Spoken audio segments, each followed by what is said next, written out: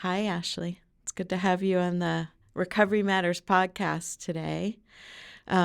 Folks probably know a little bit about me, but I was hoping you could introduce yourself. Tell us just a little bit about who you are and where you're working today, and then I'd love to dig into your story a little bit. Sure. Yeah, my name is Ashley. Super excited to be here.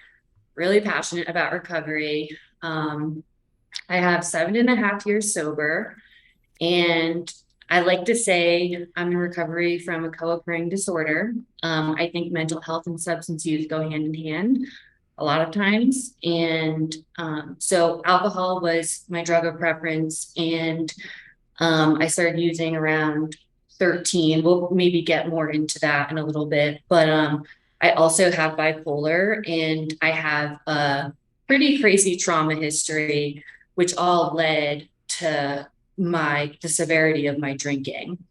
I live in Colorado right now, and I work for a company called Shatterproof, and they do a lot of addiction and recovery advocacy work, policy. They have an ambassador program. They do a lot around learning, but I work for an initiative called Atlas, which, to sum it up, pretty much helps people find the best quality treatment that meets their needs. But I'm out in Colorado. Hiking is my favorite thing. And so I'm out hiking outdoors in nature, and I really love it here. And I have a lot of things up and coming in Yeah. my plans for my future. We first met at the Associated for Recovery and Higher Education Conference in Boston. And I had already heard True. a lot about you from some close friends, Anne and Jonathan and Colleen, who are colleagues at UConn, but couldn't speak more highly of you. And you also had some pretty significant impact on leadership at UConn because you received one of the first John Carter Mhm. Whitney scholarships for students in recovery that UConn offers to students who are involved with UConn Recovery Community. And the letter that you wrote to a student affairs leader really brought their attention to the need and the power and the impact of having a collegiate recovery program.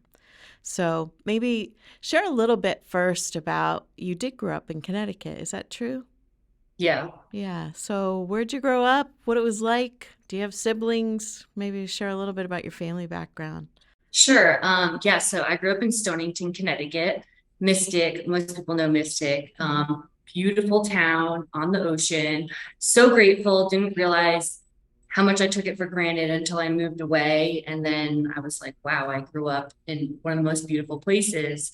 My drinking started in high school. I remember feeling super anxious and angry if I couldn't get alcohol on the weekends. Hmm. And my friends were like fine with watching a movie.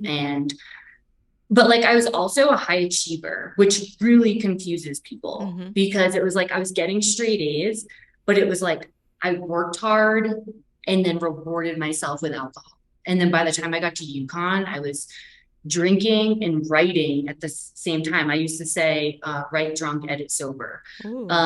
It was just, it just became like what I did. But I have a biological brother, Zach, and we were really, really close growing up. And then my mom and dad divorced when I was 9, but remarried. I won't get too much into the family story, but there's a lot of alcoholism in my family. Hmm. So I had to kind of like cope with that growing up. And then the University of Connecticut was the cheapest option for college. And so I went there despite not really wanting to go there. And then I fell in love with it. Hmm. And I love to tell people like most of my drinking history is at UConn, but I got sober in my senior year of college, and I was able to make all new memories completely sober. Because you know this, I lived in the area for a year after I graduated college. So the area is beautiful. I love the support I got on campus. I cannot say enough good things about UConn. And I will just say that scholarship that I received changed my life with the Yukon Recovery Community because I had about 2 months sober. Mm-hmm. And I applied for this scholarship and was like, I want to do all these things and make an impact on people's lives. But I wasn't really sharing that I was in recovery at that point. Mm-hmm. And then I got it and was like, I got money for staying sober. Like it reduced the stigma in my head. Mm-hmm. It turned it from this thing I was ashamed of, like, oh, I have such a problem drinking, to like, wait, I'm doing something good. Like, I'm gonna like be a better person. I'm going to be a better friend, and I'm gonna like change lives that way. So literally, I feel like that scholarship was the moment my mind changed where I was like, I want to be an advocate now. Yeah. Like, I want other students to feel this. It was such a good feeling. How did you even find recovery in that space as a college student? I was working as a manager, a building manager at the student union. Mm-hmm. I was coming to work hungover, pretty much still drunk every day because I would drink until like 3 or 4 in the morning, and then I had to go to work at 6. Mm-hmm. And I basically told on myself to one of my bosses and was like, I have a problem and I can't stop drinking. And I couldn't imagine a life like sober. I couldn't, I felt like this would be just the most depressing life. So I said to myself, I would rather drink every day and die at 25. At that point, I was like 20, 21 years old, and was like, I'd rather die at 25.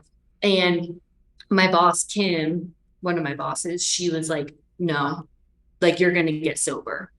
And she's like, you're going to set up a therapy appointment at UConn with a therapist. And I had never been to therapy in my entire life, which is insane with everything I've ever been through.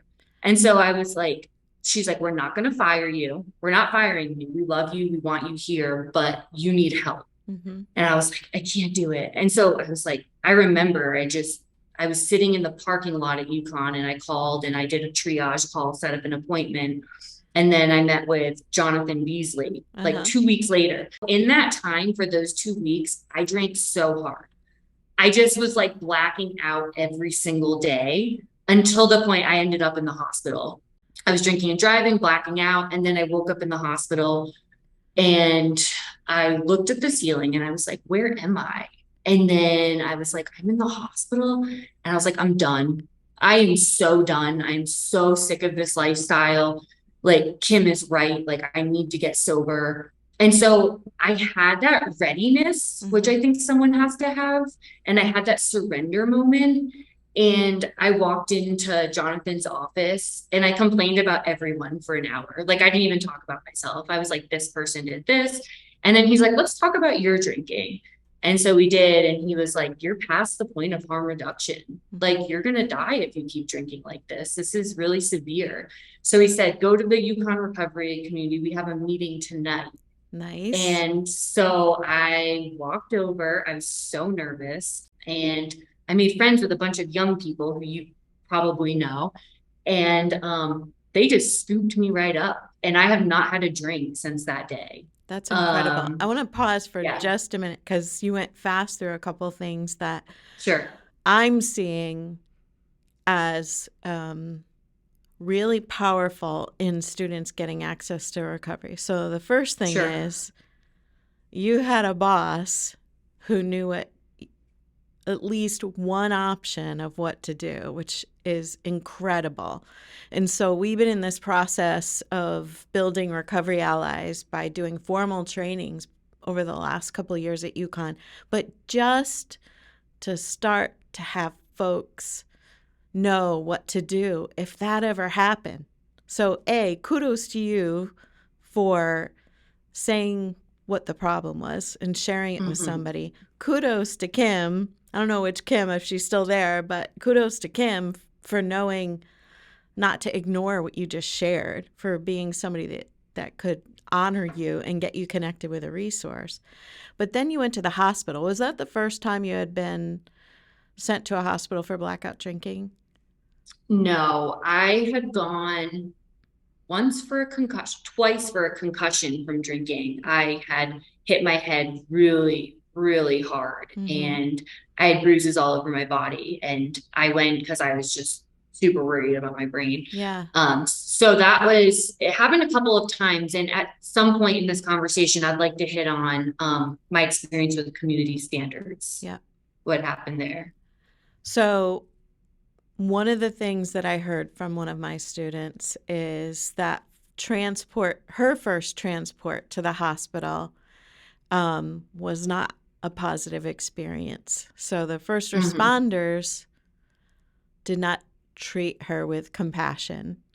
And the medical staff on the receiving end in the emergency room did not treat her with any level of compassion. And this was the first time she had ever been in a hospital in her entire life.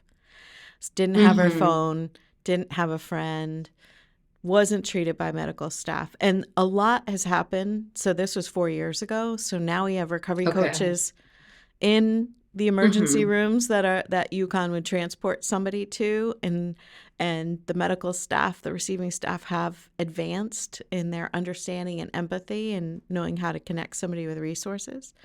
But it sounds like you did not have that experience with those admissions. To be honest, I was so much in a blackout. I Mm-hmm.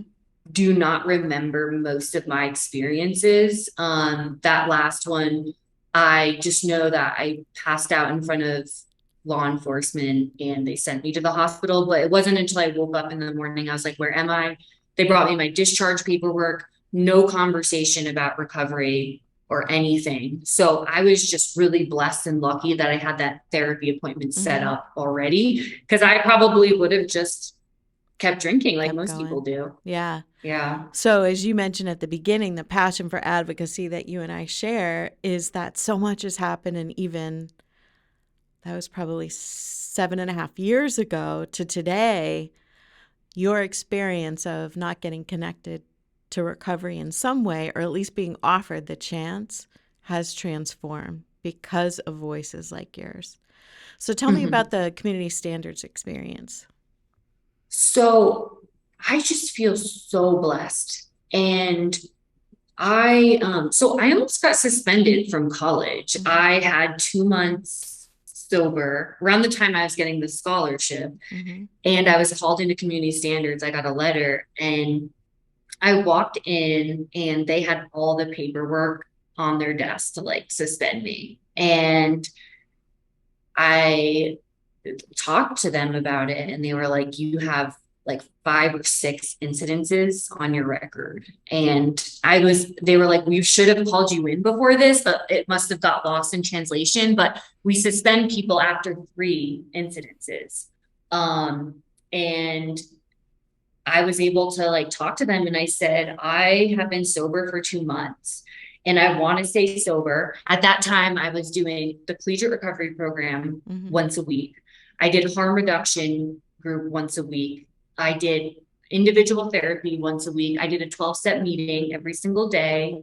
And then I changed all my work hours to work Thursday, Friday, and Saturday nights so that I wasn't tempted to party. So I changed everything in my life. And if I can like give any piece of advice, it's like respect yourself and be able to do that. Like Mm-hmm. it's okay to like change things, like to support your recovery for a time being. Yeah.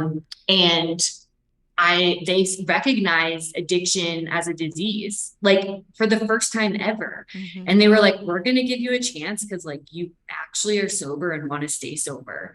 And so I just feel so grateful that they gave me that opportunity. And then these students you must see this like every day, like the way that students come together for each Mm-hmm. other. And on the weekends, I was so triggered. I probably wanted to drink for a year after I got sober. Like every single day, it was painful. Like I cried. I just wanted to drink. And they would pick me up and we would just go do fun things and play cards and do sober things. Yeah. And so I'm just so grateful for the recovery program. And I'm so glad like you're doing a lot of good work now too. I am, your timing is so great because I'm just about at my 4 year anniversary since I stepped onto UConn's campus and started being a part of this field of collegiate recovery. And this week, really celebrates the fact that we have redefined the space we have in campus as a recovery community center with staff available more hours than we've ever had before, so we can be a Good. drop-in center. And 6 first-year students who connected with me over the course of the summer, so they were showing up on day 1, which usually it takes a while to get some traction, but first-year Mm-hmm. students that got into recovery in high school. And so as you're sharing that, like this week has had students spontaneously making waffles in the kitchen, scheduling a 7:15 a.m. swim date at Yukon Rec, and a bunch of them are planning to go to the lake tomorrow. None of this staff programmed or configured, like Mm-hmm. them just welcoming each other, figuring out what they have in common, which is obviously recovery, but all the other things that make up a human being. So I'm kind of riding on a high right now because the pandemic really shut our doors in a lot of ways. And this is the biggest entering class, but a lot of times it was juniors and seniors who were our population, and that's not it anymore. We have, like I said, brand new students coming straight out of high school to doctoral students who are coming back after a whole life change.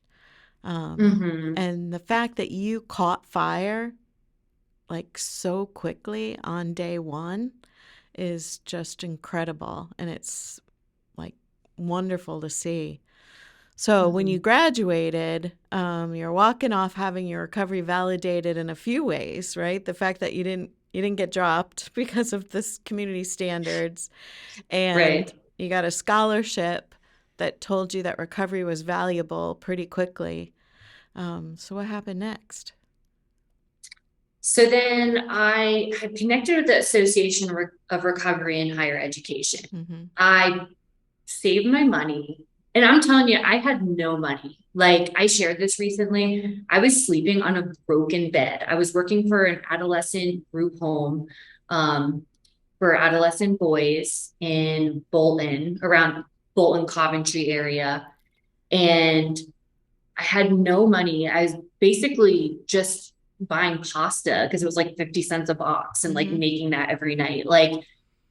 But I saved enough money on the side to fly myself to Atlanta for a conference for collegiate recovery and learn how to build a program. Mm-hmm. So I was like, I'm going to do this. And that's kind of what I do in my mind. It's like, if I have a mission or I'm going to do something, like I'm going to do it. And I was like, I want to go to Colorado. I want to be in their master's program there, but they don't have a collegiate recovery program. The mountain region was a little bit more behind compared to the East Coast.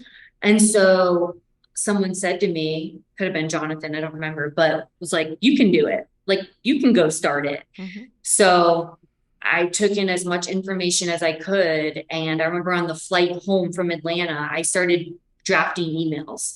And I was like, I'm going to email every person at Colorado State University, like the counseling department, like everything. And I started to realize recently, I'm like, my best trait is being annoying. Someone corrected it and they said it's persistence. And Mm-hmm. I was like, okay, I'll use persistence, but like, I feel like if you want to get things done, kind of what we were talking about before this started, it's like you just have to get your voice out there. You have to keep telling people because people are busy. Mm-hmm. But I think overall, people do want to help. And so I got in touch with the head of counseling at Colorado State University before I started my program. And we just got this flowing. And I had got some students together. We went to a ski-a-thon in Keystone. I wrote a grant for Transforming Youth Recovery. We received the startup grant. And so we started meetings for people in like all recovery, substances, eating disorders, trauma, Mm-hmm. kind of how that goes. And so we had all these meetings. And then my favorite part was that I was just this huge advocate. I literally went across the campus to each department, diversity, prevention science, the LGBT center, every department, and I would tell my story. And I had no idea how much stigma there still was. Hmm. Like people would look at me and be like, you're in recovery. And it was just like so crazy. But and some people didn't even want to support us or work with us. Do And you ever get this? Because this is one of the things I hear, um, is someone of traditional college age can't possibly have an addiction. I hear that a lot. yes. Oh yeah, like it's just so funny. Like people are like, you look so young. I get it all the time. People think I'm 19, I'm 29, by the way, and people just think I look so young and they're like, how are you sober for 7.5 years? And Mm-hmm. I'm like, because I started drinking when I was 13. And like I drank addictively at 13. Mm-hmm. And I had tons of consequences. And so it's just there's so much work to be done on college campuses. And I even see it like professors joking about drinking Mm-hmm. and like going out and drinking on the weekends when there's like people who are like being hospitalized every week, like all the time. Yeah. And so, yeah, there's a lot of work to be done, but I really enjoyed my advocacy work there. And I eventually passed the torch. And I remember by the time I left, I had counted over like 75 people that I had met to help through that program. Mm-hmm. And they're still going right now. They did a huge Narcan distribution for Overdose Awareness Day, and I followed them on Instagram, and they just have really inspiring young people that are like leading the movement. And Yeah. so it's just one of my favorite things. How'd I you love it. find your original crew? So I knew a lot of people through 12-step programs Mm-hmm. and a lot of students that had no idea what collegiate recovery programs were. Because, like Yeah. I said, they're not as popular in the mountain region. And I said to them, do you want to go skiing? Because the Association of Recovery and Higher Education is like funding us to go skiing. And it's just this whole event, this ski-a-thon. Mm-hmm. And they were like, what? That's a thing. And so they were like, yeah.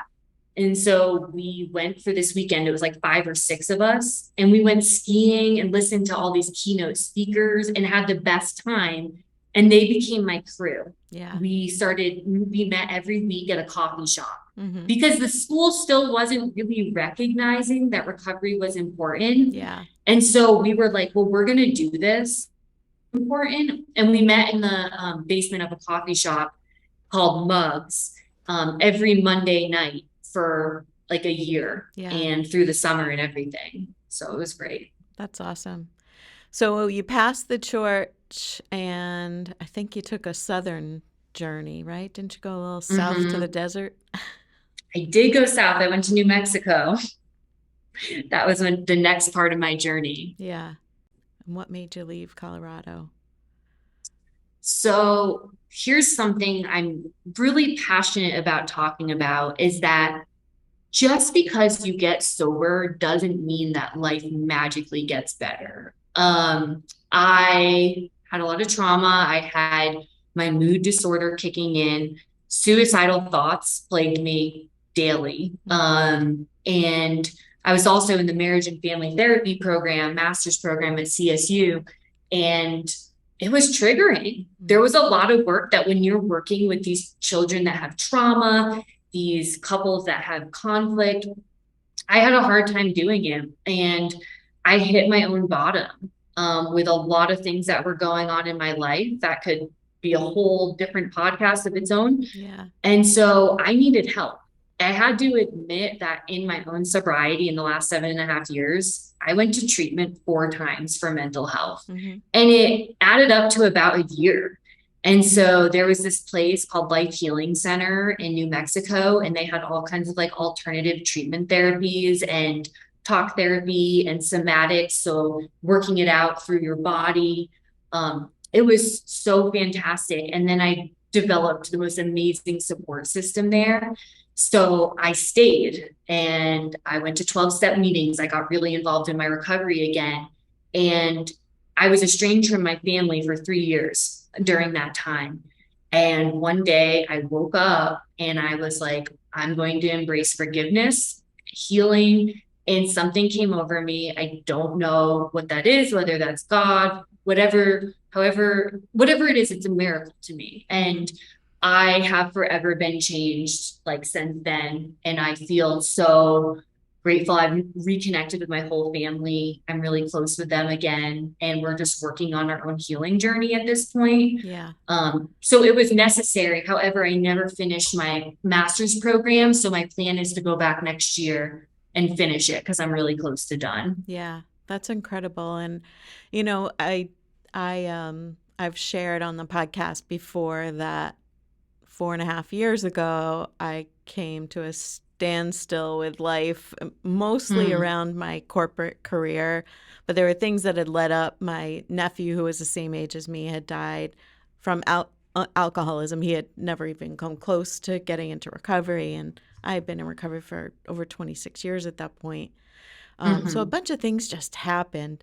And all of a sudden, I couldn't get through a day without crying for 3 to 5 hours. And Yeah. got diagnosed with general anxiety disorder, which in hindsight, I could see how that played out my whole life. But I will forever be grateful that I had recovery from my alcoholism to tell me that there are things I can do. I don't need to sit in this pain.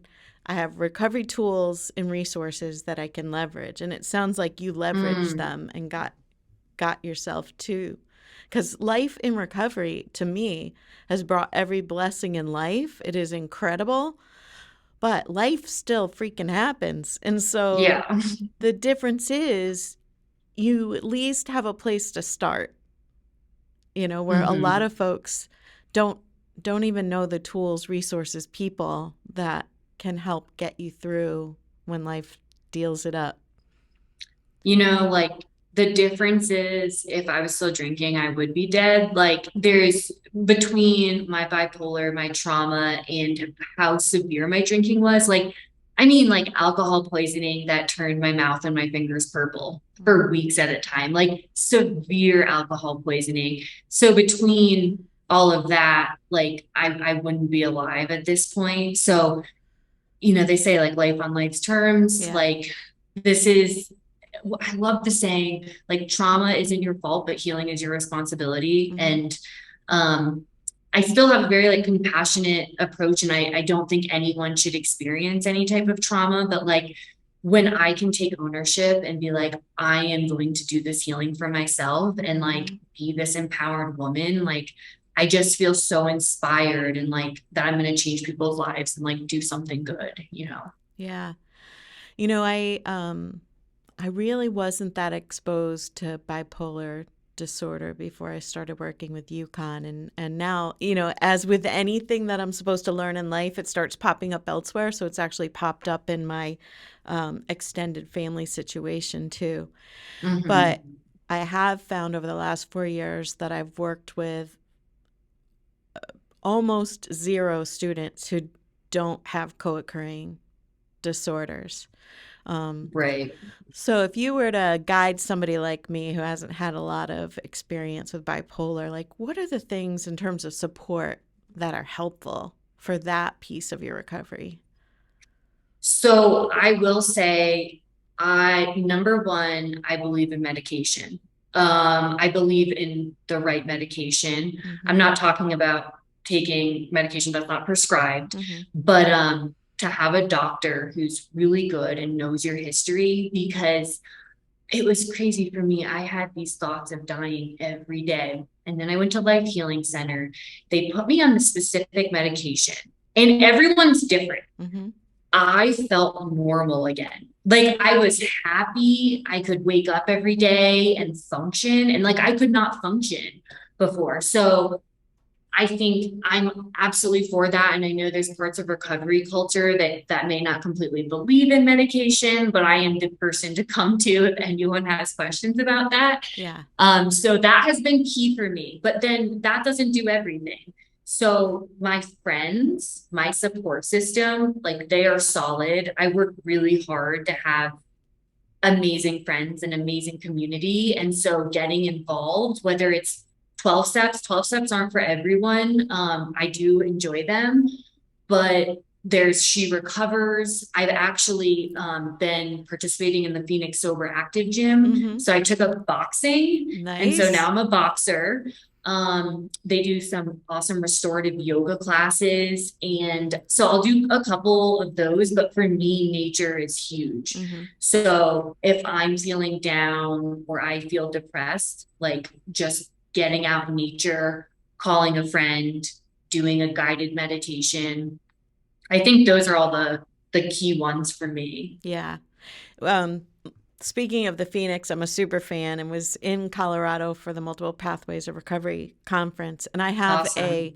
um, an irrational, intense fear of snakes. Like it's the last time I saw one, I did have a full blown anxiety attack. Hmm. Um, I went hiking in the Garden of the Gods with the Phoenix during that conference. And the Pretty. first thing they gathered us in the circle, to meet each other and all that. And the first thing she says is, "We may see rattlesnakes, but just, give them a wide berth." And I felt it all happening, and I was ready to call Uber and get the heck out of Dodge because All we had over. gone on a school bus, right? Like the people in the conference that wanted to go. And then I Hmm. just said, you know what? There is no better place to face your fears than amongst these 25 people in recovery. And so I just laid it out there with the group. I followed the guide. When her red hiking pants gave me all the comfort in the world. If I could see her pants, I felt safe because she'd been Hmm. trained in how to deal with somebody like me. She goes, in addition to the first responder training, I've had the mental health training that will allow me to help you in the event that this Hmm. happens. And so there's, the resources, and they come in so many different ways. And I still have the fear, but that was like I never did see one on the trip. That probably helped. But it was just being in a situation where I knew I could count on my resources to help me get through what might happen. And I too, I had that core belief that I should not take medication for my mental health. And, Hmm.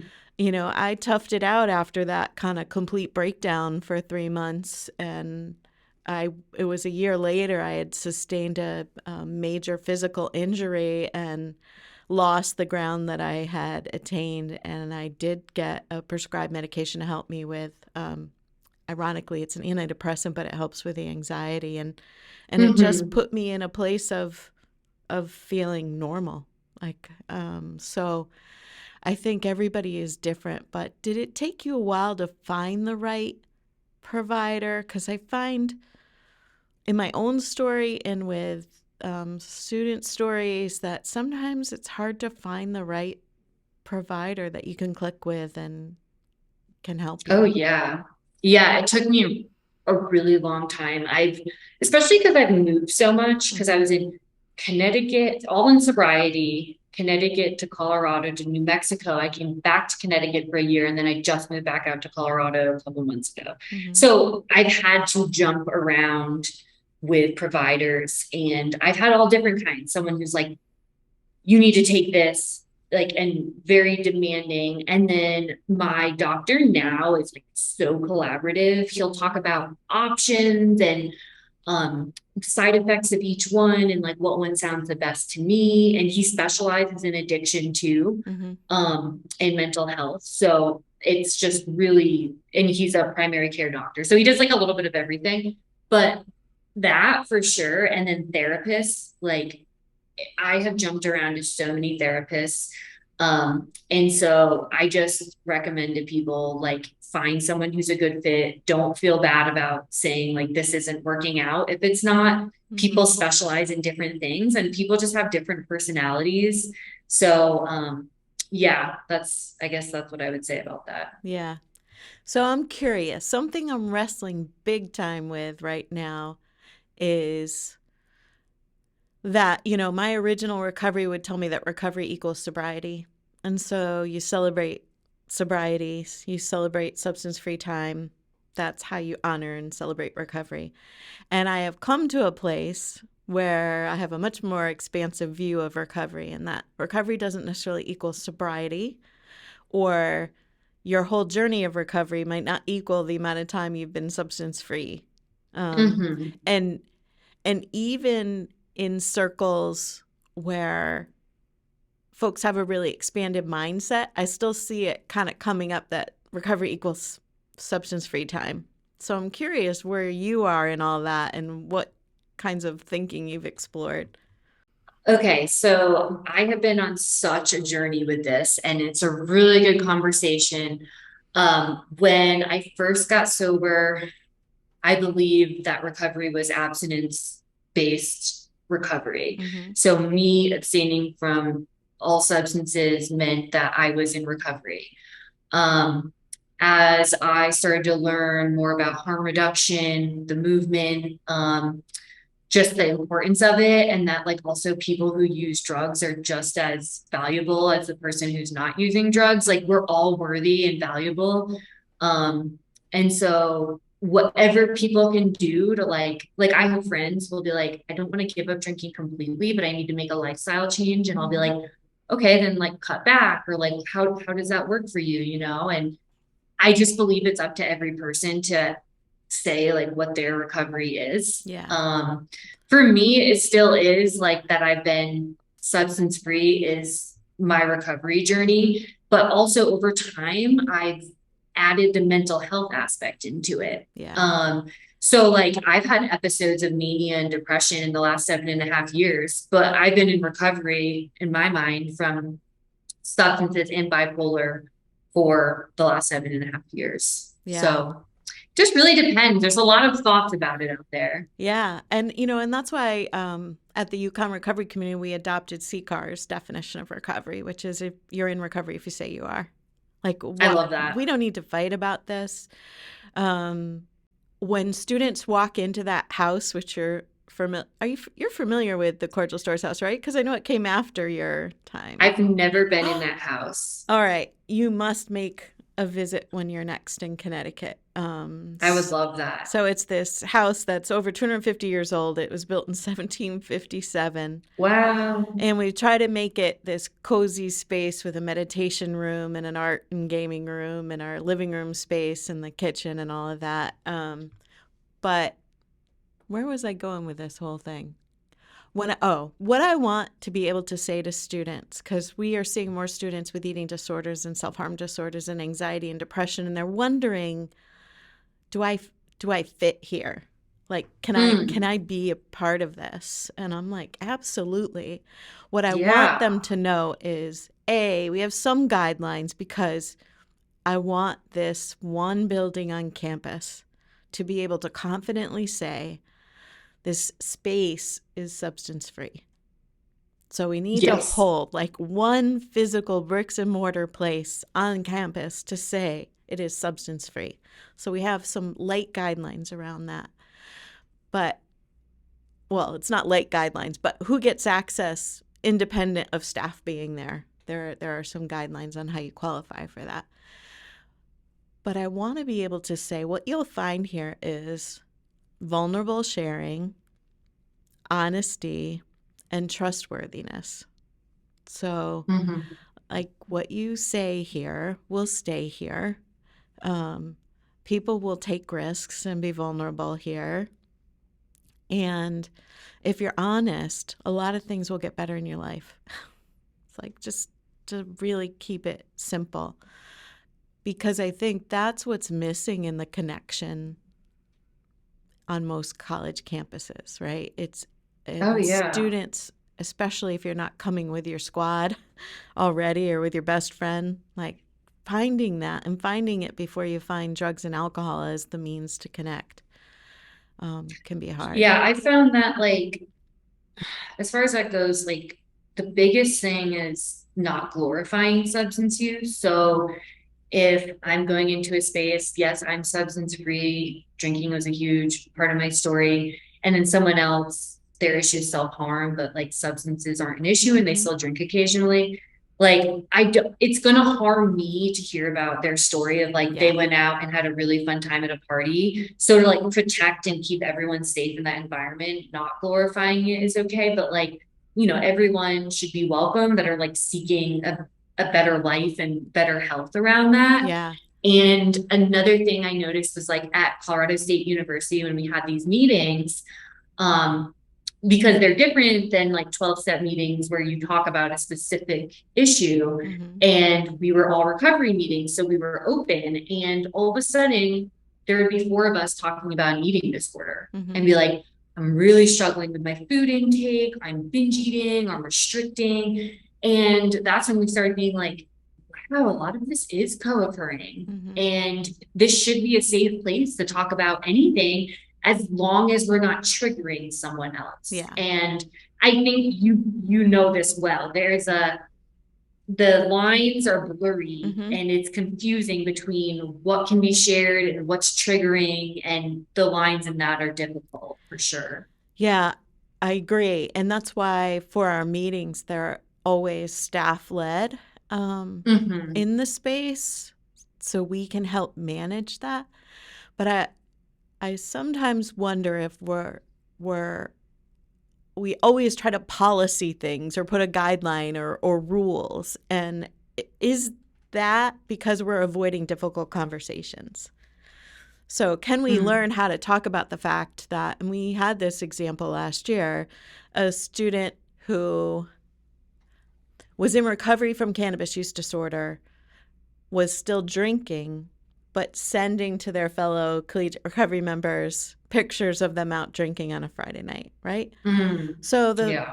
that became explosive because we need to learn how to talk about that, and frankly, when I sat down with a student and talk about it, they're like, oh yeah, absolutely get it, shouldn't have done it, makes perfect sense, Yeah. I'll do better. But we've got to find ways to just be able to talk about, it's the old fashioned working agreement, the ouch rule, like ouch, I love that. right? Yeah. Like, can we? And like, I'm at this point in my life where, so I'm 29 and I feel like I'm making so many mistakes at work, in my personal life. Like I'll hurt someone and I'm just like, man, and I just have to get to the point where one, I take ownership for it, Mm-hmm. but not to dwell in it. Like it's not helping me to, like what they say in the big book, drift into morbid reflection. Mm-hmm. Like I'm so bad, I'm so bad. Mm-hmm. It's just like I made a mistake. And I'm Yeah. making lots of mistakes. And that's also very human. And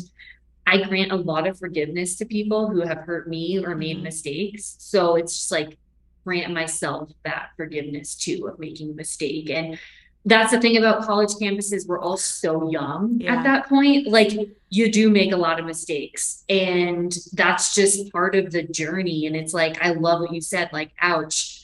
Yeah, that hurt. Okay, like how can we improve this for next time? Yeah. You know? Well, and I don't know that it's such an age thing. We recently did a podcast with Joe Powell, who's a recovery community leader out of Dallas, Texas. And Joe was talking about cultural congruence. And I hadn't heard Mm-hmm. that. I mean, in higher ed, I've learned, not being part of higher ed culture, I've learned a lot of terms in the last 4 years I'd never heard of. But I had not heard the phrase cultural congruence. And I said, I'm going to be using that a lot because it makes so much sense. So when I moved into higher ed, it is a completely different culture. My colleagues represent different cultures. And Mm-hmm. so I'm making mistakes all over the place over the last 4 years because I've put Sure. myself in a whole new culture. And I also found that being part of the recovery community for the last 30 years and being closely connected with CCAR, which is a incredibly diverse on every demographic community. So when I got to stores, and the recovery community in the beginning tended to reflect young white affluent male, it, True. it Yeah. was almost a culture shock because that's not what I know of the recovery community. More exposure to folks who have not enough resources to get the help they need. And here we have all the resources in the world, but it comes down to our individual choices. So all I'm saying is I'm making mistakes all over the place. I'm apologizing often, and trying to figure out, you know, I might not agree with you. You know what I mean? Mhm. I'm making a mistake, but I'm making a mistake because I might not agree with you. And so, not necessarily apologizing for everything and trying to figure out True. where am I uneducated and where do I just my values and belief systems don't line up with that. So I don't Yeah, know I if love that. you're bumping into that because Colorado, New Mexico, Colorado, Connecticut, like those are vast cultures hmm to adapt to. Well, a little off subject, but not completely, but I'm gay and I'm part of the LGBT community. Yeah. And a big part of my journey is one, I mean, this is also at work too with people, just accepting that people aren't always going to like you. They're not going to always like what you represent Mm-hmm. or the what you're bringing to the table. And that has always been so hard for me as a people pleaser. I'm like, I just want people to like me. But I'm stepping out there into the world and a little bit more advocacy work around the LGBT community. And I'm at this point where I'm like, I'm starting to learn. I'm like, it's okay. Like, it's okay if someone doesn't believe in me or doesn't agree with my sexual orientation. I get to set my own boundaries around that. So I Yeah. can be like, I don't really want to be friends with you, but like, I don't feel like I have to respond with anger anymore. Mm-hmm. So this is like a huge, where I'm at in my life right now is like a huge learning process for me and like how I want to be and how I want to show up in the world. And Mm-hmm. to remember, like, there's so many people that support me and there's so many people that love me. And so instead of focusing on that one person who said something that like rubs me the wrong way or doesn't agree with something I say, it's like, why don't I focus on the change I am able to make and the people that are just amazing and that love me for who I am? So Yeah. I'm really working on that right now. That's awesome. I'm still working on it too. So again, not a matter of age or how long you've been in recovery. So Still I'll working on probably it. be working on it for life then. Yeah. I mean, just this past year, I've been working on embracing my forehead. I mean, I know that's kind of Mm-hmm. ridiculous, but like I have always tried to cover my forehead. And so like it's just recovery just allows you to continuously grow and look at things that are getting in the way. So kind of dumb example, but a couple of things I want No, I to get that. as we're coming to wrapping up, a couple of things I wanted to talk about. So the first one was um, I was so excited that you were able to come to our first ever recovery friendly campus conference at UConn in April. And I just wonder what kind of some takeaways were for you from that or things that you hope we would do.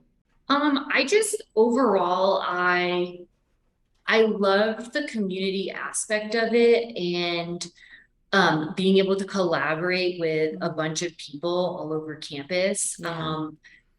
I would love to see more professors get Mm-hmm. involved, just because, they play such an important role in their students' lives. Yeah. And when a student goes to them for help, like knowing how to respond. But I feel like UConn has done such a good job with, you know, get like asking good speakers. And also I'm just like so excited about these scholarship opportunities for students, especially after I think I was the first recipient of that I think actually. so. Yeah. We missed 2017, but we've had one every year since then. Yeah, I think it's great. Like I think what you're doing is great and it's gonna change students' lives for sure. I agree with you. You know, professors in my mind are also in many of the professions that we offer are training first responders.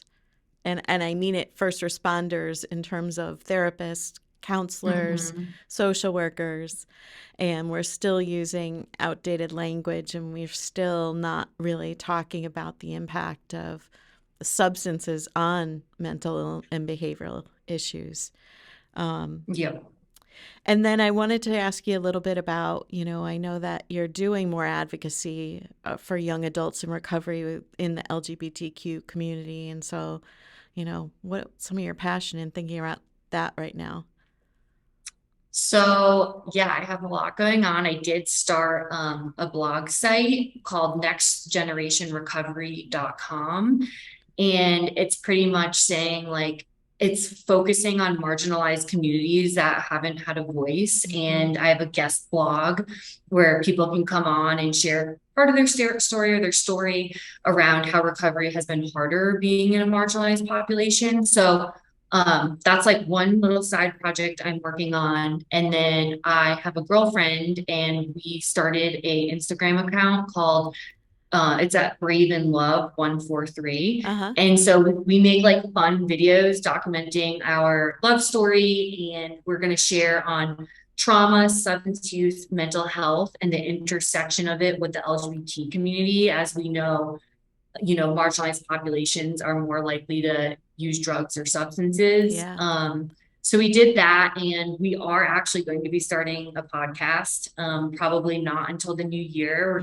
We're trying to get like a good setup for it, but we'll talk about certain issues with that and around sexual orientation and religion and faith and being able to have God in your life and just like the complexities of that we both experience so much. Yeah. So we have that coming out, and then we'll probably create a YouTube channel. And then a dream down the road for us is to create tiny home villages in areas that are like safe spaces for the LGBT community. As we know, people are discriminated against in housing, employment. And I know when I go on Airbnb, I look for like an LGBT friendly, just so I know I'm safe traveling. But I'll say my big goal, maybe my 20-year vision, is I want to make a big difference in school systems, middle school, high school, and college, creating a platform and maybe curriculum around helping teachers, professors to recognize signs of mental health and substance use, and really transform the way that we treat students when we find out they're struggling. Because right now it's really based on like a punishment model, like, oh, you're drinking or you use drugs, you're getting kicked off the basketball team. And it doesn't make sense, because like that's the one thing that's like saving this person's life, and it's a really healthy outlet. So like, how can we get down to like, you need therapy, like what's going on for you, And so I really want to stay involved in school systems. I definitely want to focus on high schools, because I think that's where a lot of it starts. Starts young, so prevention and intervention. But yeah, I have a lot of lofty goals that are going on in my head right now. I think you're going to achieve them. I don't really have a doubt on that. I think the way you approached your recovery from the first day that you really were offered it is a great indicator of what's to come. So I hope that you will stay connected with us. And I know we have high hopes of seeing you in person in November at UConn in our recovery community. And it's so great to see you, Ashley. It's great to get to know you better, because I've heard of you for so long, but I hadn't had a chance to hear your whole story. And I wish you all the best with all the goals in the future and the ones that you're working on right now. All right. Thank you so much. I appreciate you asking me. It's such an honor to be on here. Oh, thanks. You have a great day.